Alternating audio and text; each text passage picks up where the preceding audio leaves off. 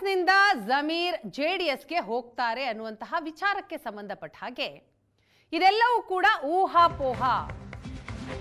ಜಮೀರ್ ಜೆಡಿಎಸ್ಗೆ ಹೋಗ್ತಾರೆ ಅನ್ನೋದು ಊಹಾಪೋಹ ಅಂತ ರಿಯಾಕ್ಟ್ ಮಾಡಿದ್ದಾರೆ ಬಾಲಕೃಷ್ಣ. ನನ್ನ ಜೆಡಿಎಸ್ನಿಂದ ಕಾಂಗ್ರೆಸ್ಗೆ ಕರ್ಕೊಂಡು ಬಂದಿದ್ದು ಅವನೇ, ಈಗ ಜೆಡಿಎಸ್ಗೆ ಹೋದರೆ ನನ್ನನ್ನ ಕರ್ಕೊಂಡು ಹೋಗಬೇಕು.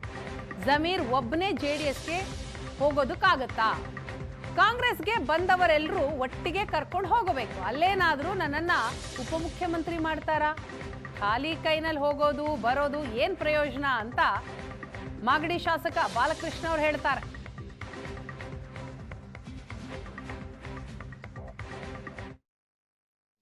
ಊಹಾಪೋಹ ಎಲ್ಲ ಮಾಧ್ಯಮದವ್ರ ಸೃಷ್ಟಿ. ಇವೆಲ್ಲ ಎಲ್ಲ ಹೋಗ್ಬಿಡ್ತಾನೆ ಜಮೀರಣ್ಣ ಜೆಡಿಎಸ್ಗೆ ಅವನೇನೋ ಸ್ಟೇಟ್ಮೆಂಟ್ ಕೊಟ್ಟವನ. ನೆನ್ನೇನು ಸ್ಪಷ್ಟೀಕರಣ ನೀವೇ ಕೊಟ್ಟಿದ್ದೀರಾ, ಯಾವುದೇ ಕಾರಣಕ್ಕೆ ನಾನು ಹೋಗಲ್ಲ ಅಂತ ಹೇಳವನೆ ಅಂತ. ಏನೋ ನನಗಿನ್ನ ಮಾಹಿತಿ ನಿಮ್ಗೆ ಸ್ವಲ್ಪ ಜಾಸ್ತಿ ಇರ್ತದೆ. ಏನೋ ಇಂಟರ್ನಲ್ ಏನಾರು ಇದೆಯಾ?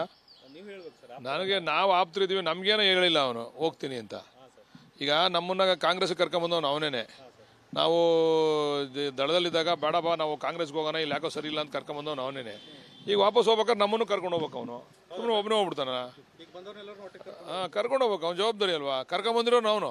ಈಗ ಕರ್ಕೊಂಡು ಹೋಗ್ಬೇಕಾದ್ರೆ ಎಲ್ಲರೂ ಮಾತಾಡಿ ನಮ್ಮ ಜೊತೆ ಕರ್ಕೊಂಡು ಹೋಗ್ಬೇಕು ನಮ್ಮನ್ನ. ಅವ್ನು ಹೋಯ್ತೀನಿ ಅಲ್ಲ, ಅವ್ನು ಕರೆದ್ರೆ ಮಾತಾಡ್ತೀವಿ. ಆಮೇಲೆ ಸಾಧಕ ಬಾಧಕ ತೀರ್ಮಾನ ಆಗ್ಬೇಕಲ್ಲ. ಅಲ್ಲೇನಾರ ನನ್ನನ್ನು ಉಪಮುಖ್ಯಮಂತ್ರಿ ಮಾಡ್ತಾರಾ ಜೆಡಿಎಸ್ನಲ್ಲಿ? ಏನೋ ತೀರ್ಮಾನ ಆಗ್ಬೇಕಲ್ಲ. ಅದೆಲ್ಲ ಸುಮ್ಮನೆ ಇಲ್ಲಿಂದ ಖಾಲಿ ಕೈನಲ್ಲಿ ಹೋಗೋದು, ಖಾಲಿ ಕೈಯಲ್ಲಿ ಬರೋದು ಏನು ಪ್ರಯೋಜನ? ಯಾರ ಮೇಲೆ? ಹೌದೌದು, ನಮ್ಮನ್ನು ಕರ್ಕೊಂಬಂದವನು ಅವನೇನೆ. ಇಲ್ಲಿಗೆ ಕಾಂಗ್ರೆಸ್ ಕರ್ಕೊಂಬಂದವನು ಅವನೇನೆ. ಈಗ ಕರ್ಕೊಂಡು ಹೋಗ್ಬೇಕಾಗಿರೋನು ಅವನೇನೆ.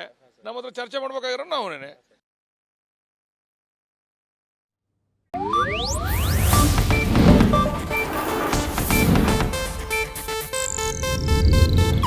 ಇದು ಏಷ್ಯಾನೆಟ್ ನ್ಯೂಸ್ ನೆಟ್ವರ್ಕ್ ಪ್ರಸ್ತುತಿ.